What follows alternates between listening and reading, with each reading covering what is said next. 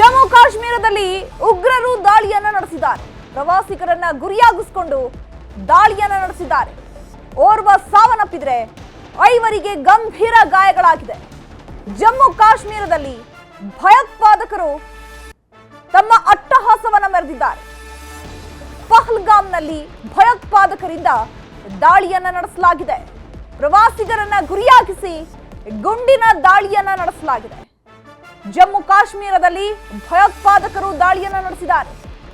ಉಗ್ರರ ದಾಳಿಯಲ್ಲಿ ಇಬ್ಬರು ಕನ್ನಡಿಗರಿಗೆ ಗಾಯಗಳಾಗಿದೆ. ಅಭಿಜ್ಞಾನ್ ರಾವ್ಗೆ ಗಂಭೀರ ಗಾಯಗಳಾಗಿದೆ. ಮಧ್ಯಪ್ರದೇಶ, ತಮಿಳುನಾಡಿನ ಪ್ರವಾಸಿಗರಿಗೂ ಗಂಭೀರ ಗಾಯಗಳಾಗಿದೆ. ಜಮ್ಮು ಕಾಶ್ಮೀರದಲ್ಲಿ ಉಗ್ರರು ತಮ್ಮ ಅಟ್ಟಹಾಸವನ್ನ ಮೆರೆದಿದ್ದಾರೆ. ಗುಂಡಿನ ಮೊರತ ಮತ್ತೆ ಜಮ್ಮು ಕಾಶ್ಮೀರದಲ್ಲಿ ಕೇಳಿಸ್ತಾ ಇದೆ.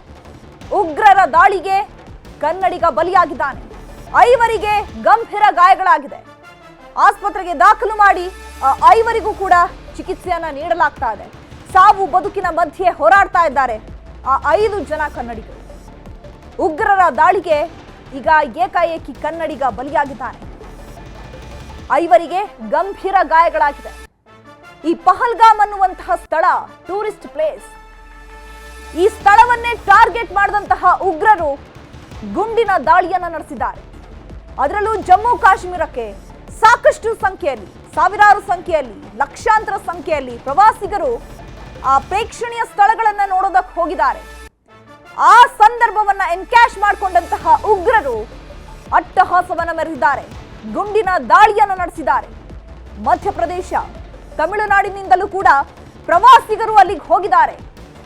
ಆ ಪ್ರವಾಸಿ ತಾಣವನ್ನೇ ಗುರಿಯಾಗಿಸಿಕೊಂಡಂತಹ ಭಯೋತ್ಪಾದಕರು ದಾಳಿಯನ್ನು ನಡೆಸಿದ್ದಾರೆ. ಉಗ್ರರ ದಾಳಿಯಲ್ಲಿ ಶಿವಮೊಗ್ಗದ ಮಂಜುನಾಥ್ ಸಾವನ್ನಪ್ಪಿದ್ದಾರೆ. ನಿಜಕ್ಕೂ ಇದು ಎಷ್ಟು ಭಯ ಹುಟ್ಟಿಸುವಂತಹ ಒಂದು ಪರಿಸ್ಥಿತಿ. ಯಾಕಂದ್ರೆ ಜಮ್ಮು ಕಾಶ್ಮೀರವನ್ನ ಬದುಕಿರ್ಬೇಕಾದ್ರೆ ಒಂದು ಸಲ ನೋಡಬೇಕು ಅನ್ನುವಂತಹ ಆಸೆ. ಹಾಗಾಗಿ ಪ್ರವಾಸಿಗರು ಜಮ್ಮು ಕಾಶ್ಮೀರಕ್ಕೆ ಹೋಗ್ತಾರೆ ಆ ಸ್ಥಳವನ್ನ ನೋಡಬೇಕು ಅಂತ ಹೇಳಿ. ಆ ಸ್ಥಳಕ್ಕೆ ಹೋದಂತಹ ಸಂದರ್ಭದಲ್ಲಿ ಭಯೋತ್ಪಾದಕರು ಗುಂಡಿನ ದಾಳಿಯನ್ನು ನಡೆಸಿದ್ದಾರೆ. ಗುಂಡಿನ ದಾಳಿಗೆ ಶಿವಮೊಗ್ಗದ ಮಂಜುನಾಥ್ ಬಲಿಯಾಗಿದ್ದಾರೆ. ಐವರಿಗೆ ಗಂಭೀರ ಗಾಯಗಳಾಗಿದ್ದು ಅವರನ್ನು ಆಸ್ಪತ್ರೆಗೆ ದಾಖಲು ಮಾಡಿ ಚಿಕಿತ್ಸೆಯನ್ನ ನೀಡಲಾಗ್ತಾ ಇದೆ. ಸದ್ಯಕ್ಕೆ ಅವರ ಸ್ಥಿತಿಯೂ ಕೂಡ ಸಾವು ಬದುಕಿನ ಮಧ್ಯೆ ಹೋರಾಟವನ್ನು ನಡೆಸುತ್ತಿದ್ದಾರೆ.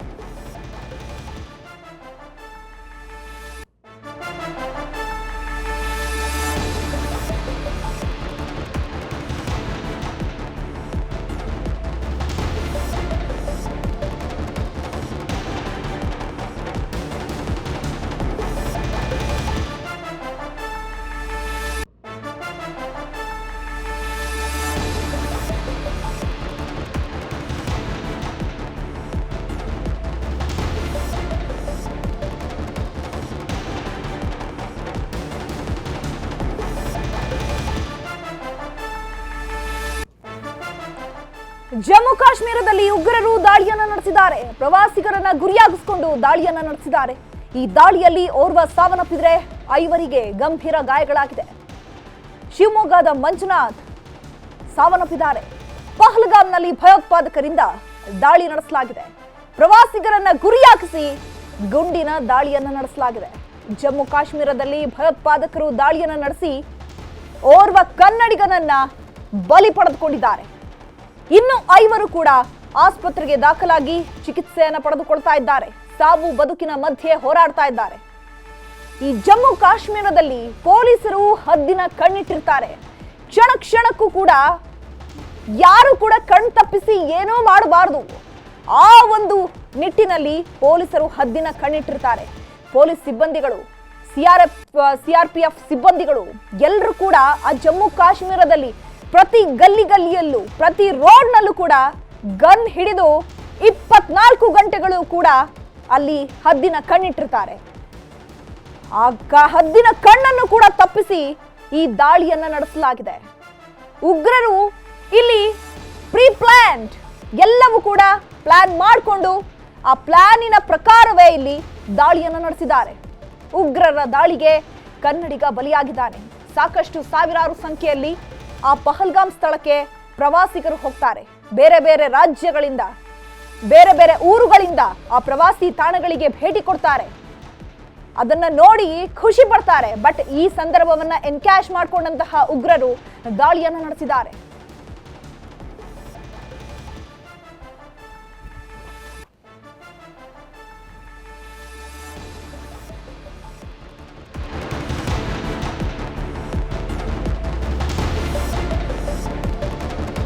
ಈ ಬಗ್ಗೆ ಮತ್ತಷ್ಟು ಮಾಹಿತಿಯನ್ನ ಕೊಡ್ತಾರೆ ನಮ್ಮ ನ್ಯೂಸ್ ಎಡಿಟರ್ ರಾಘವೇಂದ್ರ ಗುಡಿ. ನೇರ ಸಂಪರ್ಕದಲ್ಲಿ ಜಾಯ್ನ್ ಆಗಿದ್ದಾರೆ. ರಾಘವೇಂದ್ರ ಗುಡಿ, ಜಮ್ಮು ಕಾಶ್ಮೀರದಲ್ಲಿ ಉಗ್ರರ ದಾಳಿಗೆ ಈಗ ಕನ್ನಡಿಗ ಬಲಿಯಾಗಿದ್ದಾನೆ. ಇನ್ನು ಉಗ್ರರ ದಾಳಿಗೆ ಇನ್ನೆಷ್ಟು ಬಲಿ ಬೇಕು? ಪೊಲೀಸರು, ಸಿಆರ್ಪಿಎಫ್ ಸಿಬ್ಬಂದಿಗಳು ಹದ್ದಿನ ಕಣ್ಣಿಟ್ಟಿದ್ರು ಕೂಡ ಅವರ ಕಣ್ಣು ತಪ್ಪಿಸಿ ಈ ರೀತಿಯಾಗಿ ಅಟ್ಯಾಕ್ ಮಾಡ್ತಾರೆ ಅಂತ ಹೇಳಿದ್ರೆ ಯಾವ ರೀತಿಯಾದಂತಹ ಕಠಿಣ ಕ್ರಮವನ್ನ ಕೈಗೊಳ್ಳಬೇಕು ಅಂತ ಹೇಳಿ ಈಗ ಸರ್ಕಾರ ಕೂಡ ಮುಂದಾಗಿರುವಂತದ್ದು. ಸದ್ಯದ ಪರಿಸ್ಥಿತಿ ಹೇಗಿದೆ? ಹಾಗೆ ಆಸ್ಪತ್ರೆಗೆ ದಾಖಲಾಗಿರುವಂತಹ 5 ಸ್ಥಿತಿ ಕೂಡ ಹೇಗಿದೆ? ಚೈತ್ರ, ಯಾವ ವ್ಯಕ್ತಿಗಳಿಗೆ ನಮ್ಮ ಯೋಧರ ವಿರುದ್ಧ ಹೋರಾಟ ಮಾಡೋದಕ್ಕೆ, ಜಮ್ಮು ಕಾಶ್ಮೀರದ ಪೊಲೀಸರ ವಿರುದ್ಧ ಹೋರಾಟ ಮಾಡೋದಕ್ಕೆ, ನಮ್ಮ ಸ್ಪೆಷಲ್ ಪಡೆಗಳ ವಿರುದ್ಧ ಹೋರಾಟ ಮಾಡುವಷ್ಟು ಧೈರ್ಯ ಇಲ್ಲೋ ಅಂತ ಹೇಡಿಗಳು ಮಾತ್ರ ಇಂಥ ಕೃತ್ಯಕ್ಕೆ ಮುಂದಾಗ್ತಾರೆ. ಅನಿವಾರ್ಯವಾಗಿ ನಮಗೆ ಸೈನಿಕರ ವಿರುದ್ಧ ಗುಂಡನ್ನು ಹಾರಿಸದೇ ಇದ್ದು ಅಷ್ಟೇ ಹೋಯಿತು. ಇಲ್ಲಿ ಬಂದಿರುವಂಥ ನಿರಪರಾಧಿ, ನಿರುಪದ್ರವಿಯಾಗಿರ್ತಕ್ಕಂಥ ಮತ್ತು ಅಲ್ಲಿಯ ಜಮ್ಮು ಕಾಶ್ಮೀರದ ಎಕಾನಮಿಗೆ ದೊಡ್ಡ ಮಟ್ಟದ ಕೊಡುಗೆಯನ್ನು ಕೊಡ್ತಿರುವಂಥ ಪ್ರವಾಸಿಗರನ್ನೇ ದಾಳಿ ಮಾಡಿದ್ರಾಯಿತು, ಅವರನ್ನೇ ಗುರಿಯಾಗಿಸಿಕೊಂಡು ದಾಳಿ ಮಾಡಿದ್ರಾಯಿತು ಅನ್ನುವಂಥ ಹೀನತಮವಾಗಿರ್ತಕ್ಕಂಥ ಕೃತ್ಯಕ್ಕೆ ಉಗ್ರರು ಕೈ ಹಾಕಿರುವುದನ್ನು ಇವತ್ತು ಗಮನಿಸ್ತಾ ಇದ್ದೀವಿ. ಸರಿಸುಮಾರಾಗಿ ಈಗ ಬರ್ತಿರುವಂತಹ ಒಂದಿಷ್ಟು ಅಪ್ಡೇಟ್ಸ್ಗಳು ಬರ್ತಾ ಇದ್ದಾವೆ ಚೈತ್ರ. 12 ಜನ ಗಾಯಗೊಂಡಿದ್ದಾರೆ ಅಂತ ಹೇಳಲಾಗ್ತಾ ಇದೆ. ಕೆಲವೊಂದಿಷ್ಟು ಅಂಕಿಅಂಶಗಳನ್ನು ಆಧರಿಸಿ ನಾವು ವಿಚಾರವನ್ನು ಮಾಡೋದಾದ್ರೆ 12 ಜನ ಗಾಯಗೊಂಡಿದ್ದಾರೆ. ಅದರಲ್ಲಿ ಆಲ್ರೆಡಿ ಈಗ ಒಬ್ಬ ಕನ್ನಡಿಗ ಸಾವನ್ನಪ್ಪಿರುವಂತಹ ಮಾಹಿತಿ ಇದೆ. ಇನ್ನುಳಿದಂತ ಸಾಕಷ್ಟು ಜನ ಅತ್ಯಂತ ಗಂಭೀರವಾಗಿ ಗಾಯಗೊಂಡಿದ್ದಾರೆ. ಅದಷ್ಟೇ ಅಲ್ಲ, ಅಲ್ಲಿಯ ಕೆಲವು ದೃಶ್ಯಾವಳಿಗಳನ್ನ ಗಮನಿಸಬೇಕು. ಅದರಲ್ಲಿ ಒಬ್ಬ ಮಹಿಳೆ ಹೇಳ್ತಾ ಇರ್ತಾರೆ, ನನ್ನ ಗಂಡನನ್ನು ಸಾಯಿಸಿದ್ರಿ, ನನ್ನ ಮಗುವನ್ನು ಸಾಯಿಸಿಬಿಡಿ ಅಂತ ಹೇಳಿ ಉಗ್ರರ ಮುಂದೆ ಅಂಗಲಾಸ್ತಾ ಇದ್ರಂತೆ. ಅಂದ್ರೆ ಆ ಒಬ್ಬ ಪುರುಷರನ್ನ ಹತ್ಯೆ ಮಾಡ್ತಾರೆ, ಅಲ್ಲಿ ಹೋಗಿರುವಂತಹ ಪ್ರವಾಸಿಗರನ್ನ ಹತ್ಯೆ ಮಾಡಿರುವಂತದ್ದು. ಇನ್ನೊಂದು ದೃಶ್ಯ ಅಂತೂ ತೀರಾ ನೋವನ್ನ ತರುವಂತದ್ದು. ಹನಿಮೂನಿಗಂತ ಮದುವೆ ಆಗಿ ಹೊಸದಾಗಿ ಹನುಮೂನಿಗಂತ ಅಲ್ಲಿ ಒಂದು ಜೋಡಿ ಹೋಗಿರುತ್ತೆ. ಅದರಲ್ಲಿ ಆ ಪುರುಷನಿಗೆ ಪತಿಗೆ ಗುಂಡನ್ನು ಹೊಡೆದಿದ್ದಾರೆ ಉಗ್ರರು. ಆ ಯುವತಿ ತನ್ನ ಪತಿಯ ಪಕ್ಕ ಕುಳಿತುಕೊಂಡು ಕಣ್ಣೀರನ್ನು ಸುರಿಸ್ತಾ ಇರುವಂತಹ ಫೋಟೋವನ್ನ ನೋಡ್ತಾ ಇದ್ರೆ ಎಂಥವರ ಎದೆ ಕೂಡ ನಡುಗುತ್ತೆ. ಕಣ್ಣಲ್ಲಿ ರಕ್ತ ಸುರಿಯುವಂತ ಅನುಭವ ಆಗುತ್ತೆ. ಇನ್ನು ಈ ವಿಚಾರಕ್ಕೆ ಸಂಬಂಧಪಟ್ಟ ಹಾಗೆ ಜಮ್ಮು ಕಾಶ್ಮೀರದ ಮುಖ್ಯಮಂತ್ರಿ ಆಗಿರ್ತಕ್ಕಂತಹ ಒಮರ್ ಅಬ್ದುಲ್ಲಾ ಅವರು ಕೂಡ ಟ್ವೀಟ್ ಅನ್ನ ಮಾಡಿ ಶಾಕ್ ವ್ಯಕ್ತಪಡಿಸಿದ್ದಾರೆ. ಅದಷ್ಟೇ ಅಲ್ಲ, ದಾಳಿ ಮಾಡಿದಂಥವರು ಮನುಷ್ಯರೇ ಅಲ್ಲ, ಅವರು ಪ್ರಾಣಿಗಳು, ಅವರನ್ನ ನಾವು ಸುಮ್ಮನೆ ಬಿಡುವಂತಹ ಮಾತೇ ಇಲ್ಲ ಅನ್ನುವಂಥ ನಿಟ್ಟಿನಲ್ಲಿ ಅವರು ಟ್ವೀಟ್ ಅನ್ನ ಮಾಡಿ ಈಗ ಮಾಹಿತಿಯನ್ನ ಕೊಡ್ತಾ ಇರುವಂತದ್ದು ನಾವು ಗಮನಿಸ್ತಾ ಇರುವ ಹಾಗೆ ಸಾಕಷ್ಟು ಸೆಕ್ಯೂರಿಟಿ ಇರುತ್ತೆ. ಅದೇ ಈಗ ಪ್ರಶ್ನೆ ಮೂಡ್ತಾ ಇರುವಂತದ್ದು ಚೈತ್ರ, ನೀವು ಕೇಳ್ತಾ ಇದ್ರಲ್ಲ, ಈಗ ಅಲ್ಲಿ ಸೆಕ್ಯೂರಿಟಿ ಸಾಕಷ್ಟು ಇರುತ್ತೆ. ಹೆಜ್ಜೆಗೆ ಸಿಆರ್ಪಿಎಫ್ ಯೋಧರು ಇದ್ದಾರೆ, ಅಲ್ಲಿ ಜಮ್ಮು ಕಾಶ್ಮೀರದ ಪೊಲೀಸರು ಇರ್ತಾರೆ, ಅಲ್ಲಿಯ ಸ್ಪೆಷಲ್ ಪಡೆಗಳಿರ್ತವೆ. ಗಲ್ಲಿಯಲ್ಲೂ ಕೂಡ ಹೊಂಚನ್ನ ಹಾಕಿ ಕುಳಿತುಕೊಂಡಿರ್ತಾರೆ ಉಗ್ರರನ್ನ ಸದೆ ಬಡಿಬೇಕು ಅಂತ. ಹಾಗಿದ್ದಾಗಿಯೂ ಇಲ್ಲಿ ಹೇಗೆ ಚ್ಯುತಿ ಆಯಿತು, ಯಾವ ಕಾರಣದಿಂದಾಗಿ ಈ ರೀತಿಯಾಗಿರ್ತಕ್ಕಂಥ ದೊಡ್ಡ ಮಟ್ಟದ ದಾಳಿ ಆಯಿತು ಅನ್ನುವಂಥ ಪ್ರಶ್ನೆ ಮೂಡ್ತಾ ಇದೆ. ಈಗ ಈ ವಿಚಾರಕ್ಕೆ ಸಂಬಂಧಪಟ್ಟ ಹಾಗೆ ಪ್ರಧಾನಮಂತ್ರಿ ನರೇಂದ್ರ ಮೋದಿ ಕೂಡ ಈಗ ಸೌದಿ ಅರೇಬಿಯಾದಿಂದ ಗೃಹ ಸಚಿವರಾಗಿರ್ತಕ್ಕಂಥ ಅಮಿತ್ ಶಾ ಅವರಿಗೆ ಕರೆಯನ್ನ ಮಾಡಿದ್ದಾರೆ. ಜೊತೆಗೆ ಕರೆಯನ್ನ ಮಾಡಿ ಅಲ್ಲಿಗೆ ವಿಸಿಟ್ ಅನ್ನ ಮಾಡಿ ಹೋಗಿ ಪಹಲ್ಗಾಮ್ಗೆ ವಿಸಿಟ್ ಅನ್ನ ಮಾಡಿ ಅಂತ ಸೂಚನೆಯನ್ನ ಕೂಡ ಕೊಟ್ಟಿದ್ದಾರೆ ಅಂತಕ್ಕಂಥ ಮಾಹಿತಿ ಬರ್ತಾ ಇದೆ. ದೊಡ್ಡ ಮಟ್ಟದಲ್ಲಿ ಸದ್ದನ್ನ ಮಾಡ್ತಾ ಇದೆ. ಉಗ್ರರನ್ನ ಖಂಡಿತವಾಗಿಯೂ ಸದೆ ಬಡಿಯಲಾಗುತ್ತೆ. ಆದ್ರೆ ಕಾಶ್ಮೀರ್ ಈಸ್ ಹೀಲಿಂಗ್, ಕಾಶ್ಮೀರದಲ್ಲಿ ಶಾಂತಿ ನೆಲೆಸ್ತಾ ಇದೆ, ಕಾಶ್ಮೀರ ಮತ್ತೆ ಮರಳಿ ಸಹಜ ಸ್ಥಿತಿಗೆ ಬರ್ತಾ ಇದೆ, ತನ್ನ ಗತ ವೈಭವವನ್ನ ಪಡೆದುಕೊಳ್ತಾ ಇದೆ ಅನ್ನುವಂತ ಮಾತುಗಳು ಬರ್ತಾ ಇತ್ತಲ್ಲ. ಕಾಶ್ಮೀರ ಅಂತಕ್ಕಂಥದ್ದು ಆ ಒಂದು ತನ್ನ ಮತ್ತೆ ಗತ ವೈಭವ ಏನಿತ್ತು, ತನ್ನ ಉತ್ತುಂಗ ಏನಿತ್ತು, ಅಲ್ಲಿಗೆ ಹೋಗ್ತಾ ಇದೆ. ಋಷಿಗಳ ಹೆಸರಿಂದ ಬಂದಿರತಕ್ಕಂಥ ಶ್ರೀನಗರ ಏನಿದೆ, ಆ ಶ್ರೀನಗರ ಕೂಡ ಅಲ್ಲಿ ಮತ್ತೆ ಮರಳಿ ತನ್ನ ಸಹಜ ಸ್ಥಿತಿಯನ್ನು ಪಡೆದುಕೊಳ್ಳುತ್ತೆ ಅಂತ ಮಾತಿತ್ತು. ಅದೆಲ್ಲದಕ್ಕೂ ಕೂಡ ನೀರನ್ನ ಹಾಕಬೇಕು, ಅದೆಲ್ಲದಕ್ಕೂ ಕೂಡ ದಾಳಿಯನ್ನ ಮಾಡಬೇಕು ಅಂತ ಪ್ಲಾನ್ ಅನ್ನ ಮಾಡಿಕೊಂಡೇ ಉಗ್ರರು ಇಂತಹ ಒಂದು ಕೃತ್ಯವನ್ನ ಮಾಡಿದ್ದಾರೆ. ಅವರನ್ನ ಸದೆ ಬಡಿತಾರೆ, ಮತ್ತೆ ಅಲ್ಲಿ ಶಾಂತಿ ನೆಲೆಸುತ್ತೆ, ಅದೆಲ್ಲ ವಿಚಾರ ಅಲ್ಲ. ಆದ್ರೆ ತನ್ನವರನ್ನ ಕಳೆದುಕೊಂಡಂತಹವರ ಕೊರಗು, ಆ ಒಬ್ಬ ಉದ್ಯಮಿ ಶಿವಮೊಗ್ಗದಿಂದ ಕಾಶ್ಮೀರಕ್ಕೆ ತನ್ನ ಕುಟುಂಬಸ್ಥರ ಜೊತೆ, ಸ್ನೇಹಿತರ ಜೊತೆಯಲ್ಲಿ ಉತ್ತಮವಾದಂತಹ ಸಮಯವನ್ನ ಕಳೆಯಬೇಕಂತ ಹೋದಂತವರು, ತಮ್ಮ ಪತಿಯ ಜೊತೆಯಲ್ಲಿ ಅದೇ ತಾನೇ ಮದುವೆ ಆಗಿ ಹೋದಂತ ಜೋಡಿ, ಇವರಿಗೆ ಮರಳಿ ಆ ಗಳಿಗೆಯನ್ನು ಪಡೆದುಕೊಳ್ಳೋದಕ್ಕೆ ಸಾಧ್ಯನಾ, ಮರಳಿ ತನ್ನವರನ್ನ ಪಡೆದುಕೊಳ್ಳೋದಕ್ಕೆ ಸಾಧ್ಯನಾ ಅನ್ನುವಂತ ಪ್ರಶ್ನೆ ಮೂಡ್ತಾ ಇದೆ. ಆದ್ರೆ ಇದಕ್ಕೆ ಯಾರೆಲ್ಲ ಕಾರಣರಾಗಿದ್ದಾರೆ, ಅವರು ಯಾವುದೇ ದೇಶದಲ್ಲಿ ಇರಲಿ, ನಮ್ಮ ದೇಶದಲ್ಲಿ ಇರಲಿ, ಹೊರ ದೇಶದಲ್ಲಿ ಇರಲಿ, ಅವರನ್ನ ಸದೆ ಬಡಿಬೇಕಾಗಿರತಕ್ಕಂಥದ್ದು ಯುದ್ಧೋಪಾದಿಯಲ್ಲಿ ಕೆಲಸವನ್ನ ಮಾಡಬೇಕು. ಅದು ಅಷ್ಟೇ ಅಲ್ಲ, ಇದರಲ್ಲಿ ಏನಾದರೂ ವಿದೇಶಿಗರ ಕೃತ್ಯ ಇದ್ದಿದ್ದೇ ಆಗಿದ್ರೆ ಇದನ್ನ ವಾರ್ ಆನ್ ನೇಷನ್ ಅಂತ ಪರಿಗಣಿಸಬೇಕಾಗುತ್ತೆ. ಅವಾಗ ಮಾತ್ರ ಇವರನ್ನ ಸದೆ ಬಡಿಯೋದಕ್ಕಾಗತ್ತೆ. ಅಥವಾ ಗಡಿಯನ್ನ ದಾಟಿ ಬರ್ತಾರೆ, LOC ಇಂದ ಬರ್ತಿರ್ತಾರೆ. ನಾವು ಆಗಲೇ ತಾಡಿ ಹೇಳ್ತಾ ಇದ್ದಾಗೆ ಚೈತ್ರ 25 ಜನ ಆಗಂತಕರು ಕಂಡು ಬಂದಿದ್ರಂತೆ. ಅಂಥವರೆಲ್ಲ ಇಲ್ಲಿ ಬರ್ತಾನೇ ಇರ್ತಾರೆ. ಆ ಉಗ್ರರ ಫ್ಯಾಕ್ಟ್ರಿ ಅಂತಾರೆ, ಉಗ್ರ ಒಂದು ಫ್ಯಾಕ್ಟ್ರಿಯಲ್ಲಿ ರೆಡಿಯಾಗಿ ಬರ್ತಾನೆ ಇರ್ತಾರೆ. ತಡೆಗಟ್ಟೋದಕ್ಕೆ ಸಾಧ್ಯ ಇಲ್ಲ. ಈಗ ಸದ್ಯಕ್ಕಿರ್ತಕ್ಕಂಥ ಪ್ರಶ್ನೆ, ಅಲ್ಲಿ ಹೇಗೆ ಈ ಒಂದು ದೊಡ್ಡ ಮಟ್ಟದ ಭದ್ರತಾ ವೈಫಲ್ಯ ಆಯಿತು, ಯಾಕೆ ಇಂಟೆಲಿಜೆನ್ಸ್ ಸಿಗಲಿಲ್ಲ, ಈಗ ಅದರಲ್ಲಿ ಏನಾದರೂ ಒಳಗಡೆ ಇರ್ತವಂಥವ್ರ ಕೈವಾಡ ಇದೆಯಾ ಅಥವಾ ಸ್ಥಳೀಯರ ಕೈವಾಡ ಇದೆಯಾ ಅಥವಾ ಅಲ್ಲಿ ಯಾವ ಕಾರಣದಿಂದಾಗಿ ದಾಳಿಯಾಗಿದೆ, ಎಲ್ಲವನ್ನ ಕೂಡ ಕೂಲಂಕುಷವಾಗಿ ತನಿಖೆ ಮಾಡಬೇಕಾಗುತ್ತೆ. ಆದರೆ ಒಂದೊಂದು ದೃಶ್ಯಾವಳಿ ಮಾತ್ರ ಅತ್ಯಂತ ಆಘಾತಕಾರಿಯಾಗಿರುವಂಥದ್ದು ಚೈತ್ರ. ರಾಘವೇಂದ್ರ ಗುಡಿ, ಈ ಒಂದು ದಾಳಿಯನ್ನ ಗಮನಿಸಿದ್ರೆ ಎಲ್ಲವೂ ಕೂಡ ಪ್ರೀ ಪ್ಲಾನ್ಡ್ ಅಂತ ಅನಿಸ್ತಾ ಇದೆ. ಯಾಕಂದ್ರೆ ಪ್ರಧಾನಿ ನರೇಂದ್ರ ಮೋದಿ ಅವರು ಕೂಡ ವಿದೇಶ ಪ್ರವಾಸದಲ್ಲಿದ್ದಾರೆ. ಅದರಲ್ಲೂ ಕೂಡ ನಮ್ಮ ಯೋಧರ ಕಣ್ತಪ್ಪಿಸಿ ಈ ರೀತಿಯಾಗಿ ದಾಳಿಗಳನ್ನ ಮಾಡ್ತಾರೆ ಅಂತ ಹೇಳಿದ್ರೆ, ಹಲವು ದಿನಗಳಿಂದ ಇವರು ವಂಚ್ ಹಾಕಿ ಅದರಲ್ಲೂ ಕೂಡ ಪ್ರವಾಸಿಗರ ಮೇಲೆಯೇ ಟಾರ್ಗೆಟ್ ಮಾಡಿ ಈ ದಾಳಿಯನ್ನ ನಡೆಸದಂತೆ ಮೇಲ್ನೋಟಕ್ಕೆ ಭಾಸವಾಗ್ತಾ ಇರುವಂತದ್ದು. ಅದರಲ್ಲೂ ಕೂಡ ಈಗ ಸದ್ಯಕ್ಕೆ ಎಷ್ಟು ಜನ ಪ್ರವಾಸಿಗರು, ಅದರಲ್ಲೂ ಕನ್ನಡಿಗರು ಎಷ್ಟು ಜನ ಸಿಕ್ಕಾಕೊಂಡಿದ್ದಾರೆ, ಅವರ ಪರಿಸ್ಥಿತಿಗಳು ಏನಿದೆ, ಯಾವ ರೀತಿಯಾದಂತಹ ಕ್ರಮಕ್ಕೆ ಮುಂದಾಗಿರುವಂತದ್ದು ಜಮ್ಮು ಕಾಶ್ಮೀರ ಪೊಲೀಸರು ಇರ್ಬೋದು ಅಥವಾ ಸರ್ಕಾರ ಇರ್ಬೋದು? ಈಗ ಜಮ್ಮು ಕಾಶ್ಮೀರದಿಂದ ಅಂದರೆ ಅಲ್ಲಿಯ ಮುಖ್ಯಮಂತ್ರಿ ಆಗಿರ್ತಕ್ಕಂಥ ಒಮರ್ ಅಬ್ದುಲ್ಲಾ ಅವರೇ ಟ್ವೀಟ್ ಮೂಲಕವಾಗಿ ತಿಳಿಸಿದ್ದಾರೆ. ಅಂಕಿ ಸಂಖ್ಯೆಗಳನ್ನು ನಮಗೆ ಈಗ ಹೇಳೋದಕ್ಕೆ ಸಾಧ್ಯ ಇಲ್ಲ, ಎಲ್ಲ ವರದಿಯನ್ನು ತೆಗೆದುಕೊಳ್ತಾ ಇದ್ದೀನಿ, ಕೆಲವೊಂದಿಷ್ಟು ಅಂಕಿ ಸಂಖ್ಯೆಗಳು ಬರ್ತಾ ಇದ್ದಾವೆ, ಆದರೆ ಅದರ ಬಗ್ಗೆ ಸ್ಪಷ್ಟನೆ ಇಲ್ಲ ಅಂತ. ಹೀಗಾಗಿ ಒಂದು ಬಾರಿ ಅಧಿಕೃತವಾಗಿ ನಮಗೆ ಮಾಹಿತಿ ಲಭ್ಯ ಆಗ್ತಿದ್ದಾಗೇನೆ ಎಷ್ಟು ಜನ ಅಲ್ಲಿ ಭೇಟಿಯನ್ನು ಕೊಟ್ಟಿದ್ರು, ಎಷ್ಟು ಜನ ಗಾಯಗೊಂಡಿದ್ದಾರೆ, ಎಷ್ಟು ಜನ ಸಾವನ್ನಪ್ಪಿದ್ದಾರೆ ಅನ್ನೋದ್ರ ಬಗ್ಗೆ ಸ್ಪಷ್ಟವಾದಂಥ ಮಾಹಿತಿ ಕೊಡ್ತಾ ಇರುತ್ತೆ. ಆದರೆ ಈಗ ನಾವು ನೋಡ್ತಾ ಇದ್ದಾಗ ಇತ್ತೀಚಿನ ಒಂದು ಟ್ರೆಂಡನ್ನು ಗಮನಿಸ್ತಾ ಇದ್ವಿ ಚೈತ್ರ. ಏನಂದರೆ ಸಾಕಷ್ಟು ಜನ ನಮ್ಮ ದಕ್ಷಿಣ ಭಾರತದಿಂದ, ಮಧ್ಯ ಭಾರತದಿಂದ ಜಮ್ಮು ಕಾಶ್ಮೀರಕ್ಕೆ ಹೋಗ್ತಾ ಇರುವಂತದ್ದು. ಕಳೆದ ವರ್ಷ ಅಂತೂ 1 ಕೋಟಿಗೂ ಅಧಿಕ ಜನ ಪ್ರವಾಸಿಗರು ಅಲ್ಲಿ ಭೇಟಿಯನ್ನ ಕೊಟ್ಟಿದ್ದಾರೆ. ಈ ಕಾರಣದಿಂದಾಗಿ ಆರ್ಥಿಕತೆ ಕೂಡ ಅಲ್ಲಿ ಸುಧಾರಿಸ್ತಾ ಇತ್ತು. ಇನ್ನು ಇಲ್ಲಿ ನಮ್ಮಲ್ಲೂ ಕೂಡ ಸಾಕಷ್ಟು ಟ್ರಾವೆಲ್ ಏಜೆನ್ಸಿಗಳಿದ್ದಾವೆ. ಕಾಶ್ಮೀರಕ್ಕೆ ಹೋಗುವಂತವರ ಸಂಖ್ಯೆಯಲ್ಲಿ ಯಾವುದೇ ರೀತಿಯಾದಂತಹ ಕಡಿಮೆ ಇಲ್ಲ, ಸಾವಿರಾರು ಸಂಖ್ಯೆಯಲ್ಲಿ ಕಾಶ್ಮೀರಕ್ಕೆ ಭೇಟಿಯನ್ನ ಕೊಡ್ತಾ ಇದ್ದಾರೆ. ಆದರೆ ಅವರೆಲ್ಲರೂ ಕೂಡ ಈಗ ಮರುಚಿಂತನೆಯನ್ನ ಮಾಡುವಂತಹ ಘಟನೆಯನ್ನ ನಡೆದಿರುವಂತದ್ದು, ಅಂತ ಒಂದು ದೃಶ್ಯಾವಳಿ ಈಗ ನಮಗೆ ಕಂಡು ಬರ್ತಾ ಇರೋದು. ಯಾಕಂದ್ರೆ ನಾವು ದೃಶ್ಯದಲ್ಲಿ ನೋಡ್ತಾ ಇದ್ದೀವಿ, ಸಾಕಷ್ಟು ಜನರ ಮೇಲೆ ದಾಳಿ ಆಗಿರುವಂತದ್ದು. ಆ ಒಂದು ನೆಲದಲ್ಲಿ, ಪಹಲ್ಗಾಮ್ನ ನೆಲದಲ್ಲಿ ಶವ ಕಾಣ್ತಾ ಇರೋದನ್ನ ಕೂಡ ನೋಡ್ತಾ ಇದ್ದೀವಿ. ಅಷ್ಟು ಬರ್ಬರವಾದಂತಹ ಹತ್ಯೆಯನ್ನ ಮಾಡಿದ್ದಾರೆ. ಗುಂಡನ್ನ, ನಿರುಪದ್ರವಿಯಾಗಿರ್ತಕ್ಕಂಥ ಸಾಮಾನ್ಯ ನಾಗರಿಕರ ಮೇಲೆ ಗುಂಡನ್ನು ಹಾರಿಸಿರುವಂತಹ ಉಗ್ರರ ಕೃತ್ಯದಿಂದಾಗಿ. ಹೀಗಾಗಿ ಈಗ ಅಲ್ಲಿ ಎಷ್ಟು ಜನ ಕನ್ನಡಿಗರು ಹೋಗಿದ್ದಾರೆ, ಅವರು ತಮ್ಮ ಪ್ರವಾಸವನ್ನ ಮುಂದುವರಿಸ್ತಾರಾ ಅಥವಾ ಮರಳಿ ನಮ್ಮ ರಾಜ್ಯಕ್ಕೆ ಬರ್ತಾರೆ? ಅದೇ ರೀತಿಯಾಗಿ ತಮಿಳುನಾಡು, ಕೇರಳ, ಆಂಧ್ರ ಪ್ರದೇಶದಿಂದ ಹೋಗಿರುವಂತಹ ಪ್ರವಾಸಿಗರು ಕೂಡ ವಾಪಸ್ ಬರ್ತಾರೆ ಅಂತಕ್ಕಂಥ ಪ್ರಶ್ನೆ ಇದೆ.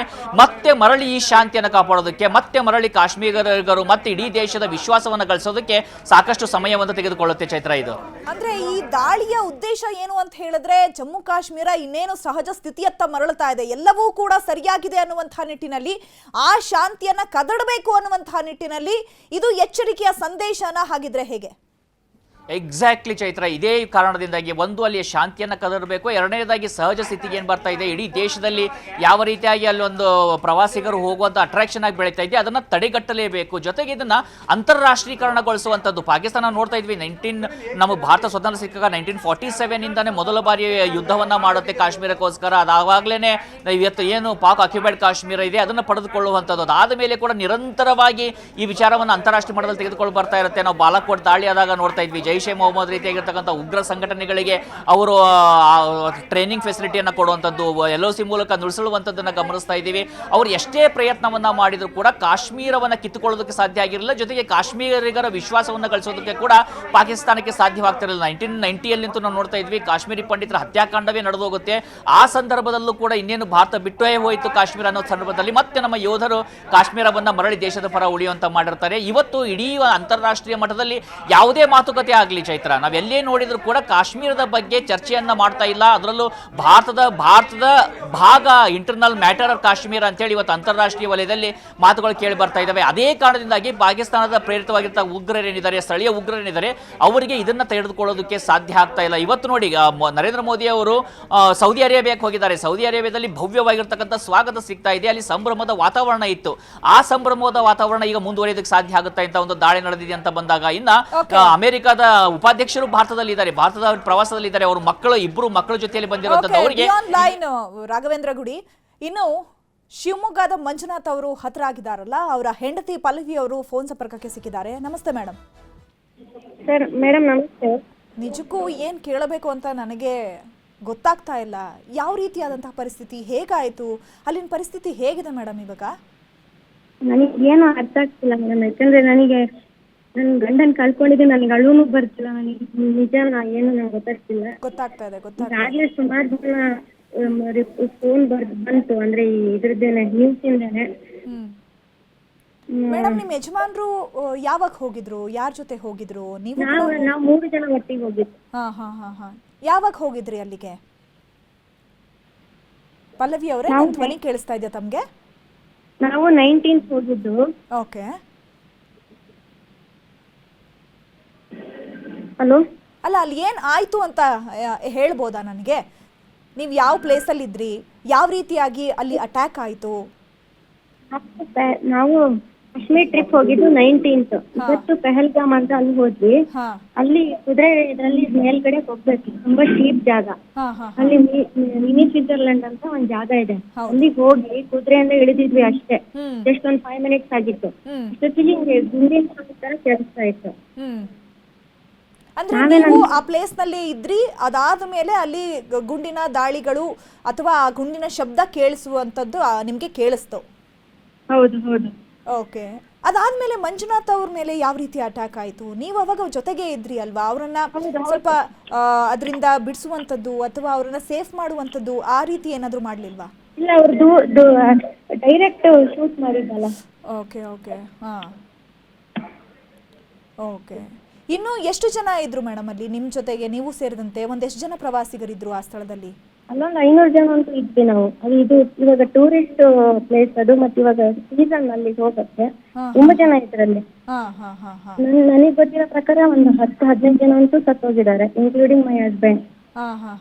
ತಾವಿವಾಗ ಸದ್ಯಕ್ಕೆ ಎಲ್ಲಿದ್ದೀರಾ? ಹಾಗೆ ಮಂಜುನಾಥ್ ಅವರ ಮೃತದೇಹ ಎಲ್ಲಿದೆ?